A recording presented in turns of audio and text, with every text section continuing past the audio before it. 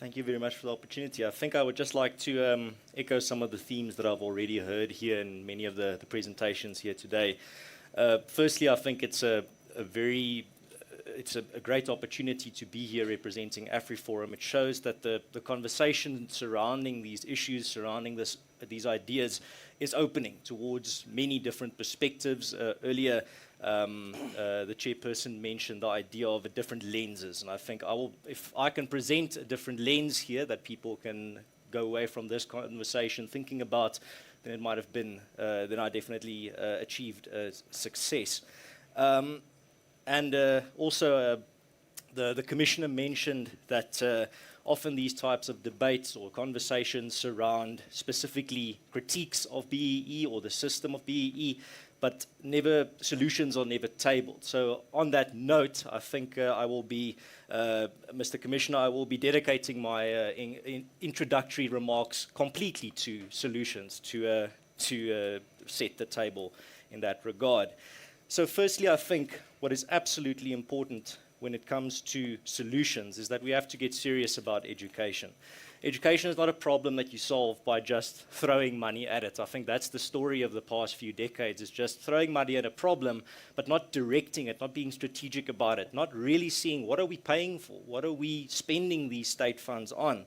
And specifically, as relates to my earlier question in regards to job seekers versus job creators, I'm not that young, but I was in school a while back. And I remember my entire school experience was being taught how to be a job seeker. My entire school experience was you need to go seek a job and we'll help you do that. Not we're going to help you become a job creator. Who the job creators are going to be, that question was never even asked in the classroom when I was in school. I don't know what the situation is today. My suspicion is if I look at the youth unemployment rate, that hasn't really changed.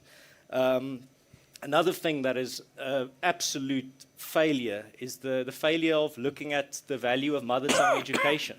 If you look at the leading economies in the world, those leading economies are giving their children the edge by giving them education in the language that they think, the language of their hearts, the language that they dream in. Poor South Africans... And the language that they swear in. Absolutely, that's very important.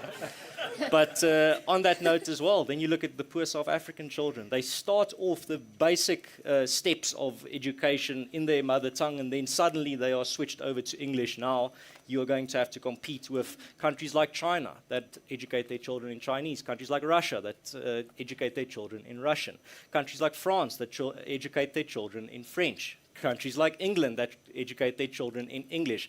That answers the question why Afrikaners specifically take the issue of Afrikaans education so seriously, because we know every single study shows if your child is educated from grade 1 to grade 12 in their home language, they have an edge over everyone else that has been educated in their second language. That's why we put such an emphasis on not just protecting, but expanding Afrikaans education opportunities for our children. That is a very important point that people need to realize. Another thing that also I think is absolutely crucial is the idea of the opportunities around us in the South African economy.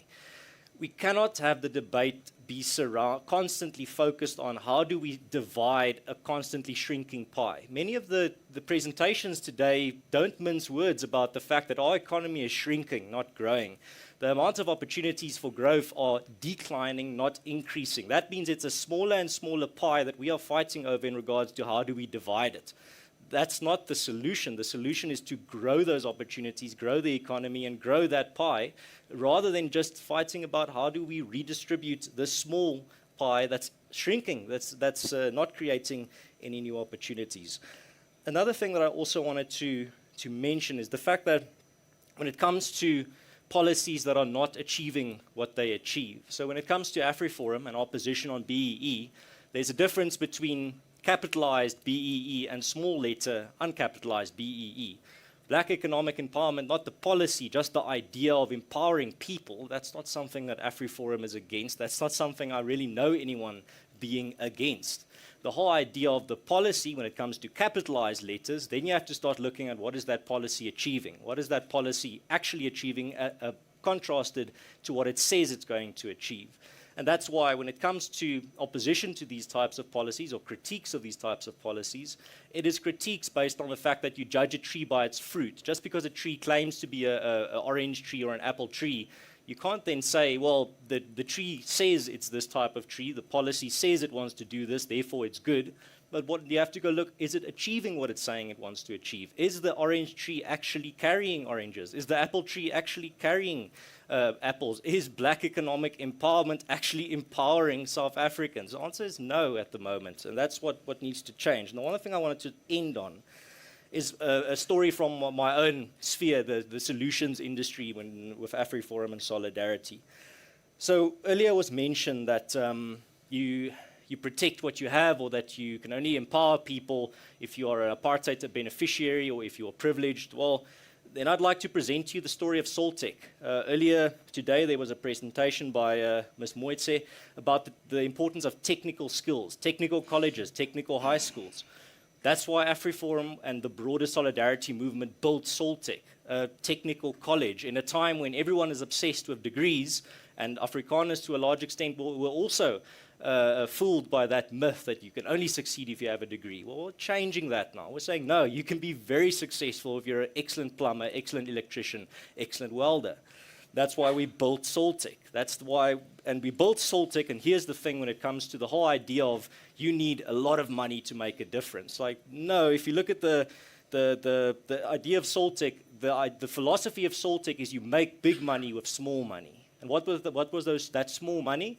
Small money was the Solidarity movement asking its members, are you willing to contribute 10 Rand more this month to the Solidarity Building Fund so that we can build a technical college? That's 10 Rand. You don't have to be an apartheid beneficiary or privileged to give 10 Rand a month. Now, I understand there are even many people in this country that can't spare 10 Rand. That is an absolute tragedy.